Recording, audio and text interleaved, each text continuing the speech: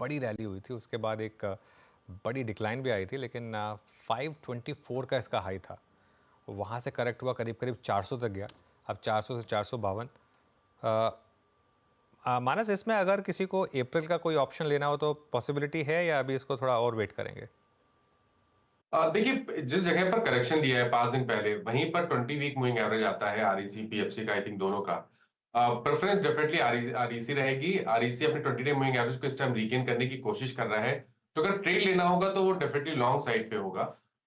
I think अब आपको April month के ऑप्शन में जो खरीदारी करनी है वो 460 के कॉल ऑप्शन में खरीदारी करके चलनी है। उसका प्राइस 18 रुपए के आसपास चल रहा है, तो आरईसी का 460 का कॉल ऑप्शन ले सकते हैं। 18 रुपए पे ट्रेड हो रहा है, 13 रुपए का आपको स्टॉप लॉस लगाना है इस ऑप्शन में। 30 रुपए तक के टारगेट इस ऑप्शन में आपको देखने को मिल सकते हैं।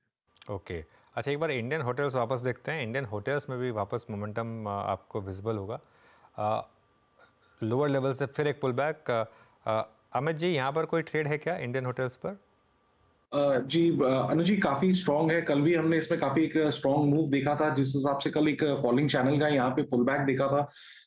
आज के सत्र में भी काफी मेंटेन कर रहा है, तो मुझे लगता है कि स्टॉक इज हेडेड फॉर 600 610 के लेवल्स।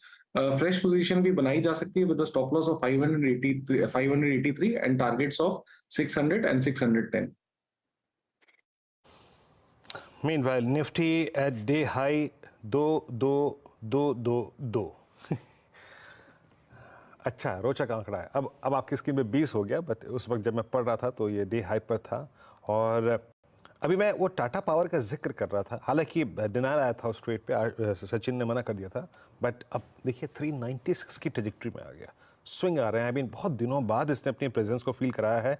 मेटल्स को लेके आइए। मेटल्स में जेएसपीएल में अभी ओ एडिशंस के कुछ चंक आए हैं। 88, 41, 45 है। राजेश सतपुते जी, जरा जेएसपीएल को देखिएगा। ये मेरे ख्याल से कल 2 बजे के शो में पहला किसी का ट्रेड था ये। अब ये ऑलमोस्ट ये जो अपना 845 का सबसे स्ट्रॉन्ग क्लस्टर है, सप्लाई क्लस्टर है, उसको स्ट्राइक करता हुआ। आपका टेक इस वक्त जेएसपीएल पे? वीरेंद्र जी, देखिए मेटल में मुझे लगता है पॉजिटिव रहना चाहिए, क्योंकि मेटल में कंसोलिडेशन के बाद का ब्रेकआउट मिल रहा है। तो अगर जेएसपीएल की बात करें और स्विंग ट्रेडिंग की बात करें, तो मुझे लगता है ये 835 840 ये इसका सपोर्ट बैंड है, और इसके इस सपोर्ट को ये होल्ड कर रहा है। तो हमें 830 का स्टॉप लॉस रखना है और एक स्विंग ट्रेड लेना है for a price target of 860 plus. तो it's a buy in JSPL. JSPL में बाय है 841, बस एक जोन है 845 का, उसको थोड़ा सा देखिएगा, वॉच कीजिएगा, वो क्रिटिकल है, महत्वपूर्ण भी है। जीएमआर एयरपोर्ट्स 80-90 पे लेके आइएगा। मानस, आपका बिलीव क्या कहता है? हम कल इंडिगो पे डिस्कशन कर रहे थे, हम कल डिस्कशन कर रहे थे इंडियन होटल्स पे, आज सुबह भी जिक्र हुआ। उस थीम का कुछ बेनिफिट इसको भी मिलता है। 80-90 काफ़ी समय से ये शॉक जोन में रहा है, मतलब वो जो 50 डेमा से और नीचे का जोन होता है, 100 डेमा का ऊपर का जोन होता है। फाइनली अपने सारे एवरेज के क्लस्टर से बाहर निकल के आने की कोशिश करता है। स्क्रीन पे एक चीज़ और विजिबल है, ये जो लगभग 1.5-2 महीने की स्लोपिंग डाउनवर्ड ट्रैजेक्टरी है, उसको भी बाइसेक्ट करने की कोशिश करता हुआ। आपका टेक इस वक्त जीएमआर एयरपोर्ट्स पे? देखिए, जेएमआर एयरपोर्ट्स पे अगर एक ट्रेड लेना होगा तो वो लॉन्ग साइड पे होगा, क्योंकि 100 डे मूविंग एवरेज पे स्टॉक ने सपोर्ट लिया था। ध्यान रखिए उसी के आसपास 20 वीक मूविंग एवरेज भी आता है। तो ये सही जगह है जहां से एक मीनिंगफुल बाउंस बैक देखने को मिल सकता है। तो खरीदारी करने की ही राय रहेगी। जीएमआर एयरपोर्ट्स पे आप करंट लेवल पे खरीदारी कर सकते हैं। आपके स्टॉप लॉसेस 79 रुपीज 50 पैसे के नीचे रहेंगे, और अब जो नया टारगेट होगा वो 85 रुपीज के आसपास का हो सकता है जीएमआर इंफ्रा में।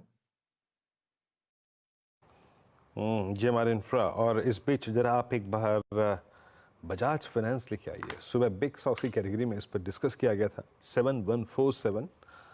अनुज, क्या मूव दिया इसने, और आज की इसने जर्नी शुरू करी 200 डेमा के ऊपर, बिल्कुल डे हाई।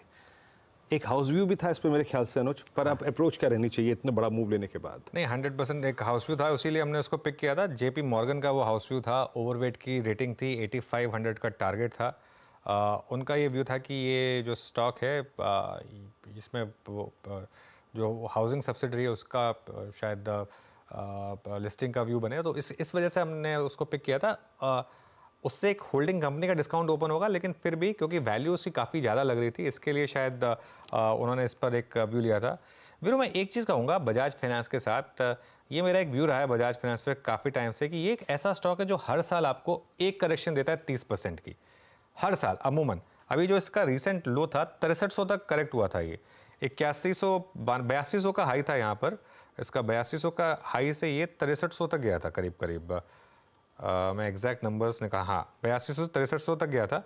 मतलब करीब करीब 25% की करेक्शन हुई थी यहाँ पर। और ये ऑलमोस्ट हर साल होता है कि हर साल आपको एक करेक्शन देता है ये 25-30% की। और नॉर्मली उसमें अगर आप बाय करें तो ये अपना ऑल टाइम हाई रिक्लेम करता है। आज का जो मूव है ये इसका जो डाउनवर्ड चैनल बना रहा है उसको नेगेट करने में काफ़ी इंपॉर्टेंट है।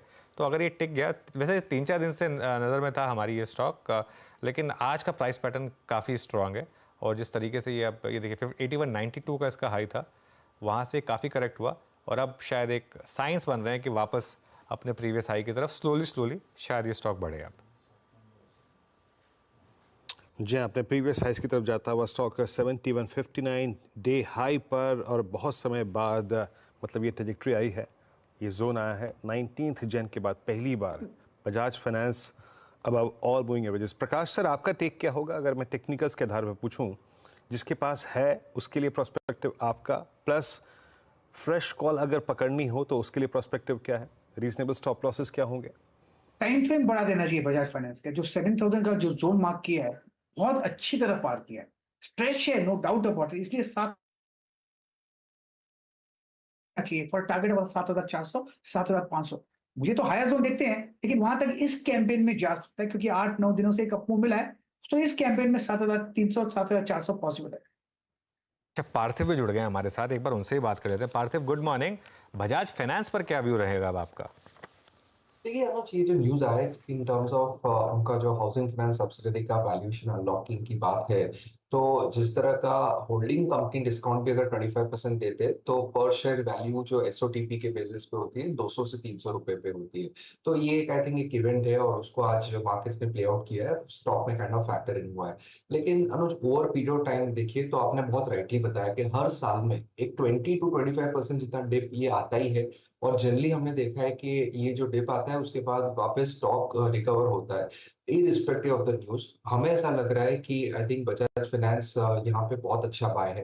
द रीजन बीइंग कि अगर आप देखें तो पिछले 3 साल के अंदर इसका जो फॉरवर्ड मल्टीपल है, जो अभी 4.6 times FY26 price to book multiple पे ये कोट हो रहा है, वो कम होता जा रहा है। पहले ये अराउंड 6.5-7 टाइम्स 2 साल के बुक वैल्यू के फॉरवर्ड बेसिस पे कोट होता था, जिसका अभी आई थिंक वैल्यूएशन रीजनेबल हो गया है। तो जो आने वाला competition in terms of Jio finance या अन्य प्लेयर्स है, पूनावाला फाइनेंस, तो वो आई थिंक मार्केट ने ऑलरेडी काइंड ऑफ डिस्काउंट कर चुके हैं। और यहाँ से भी मुझे लग रहा है कि इनका जो AUM है वो अराउंड 25% से ग्रो हो सकता है, with very good quality of underwriting और वेरी गुड लोन क्वालिटी। तो उस लिहाज से मुझे लग रहा है कि यहाँ पे इन्वेस्टर्स को बजाज फाइनेंस बाय करना चाहिए, और इवन हम लोग बजाज फिनसर्व भी रेकमेंड कर रहे हैं क्लाइंट्स। ओके।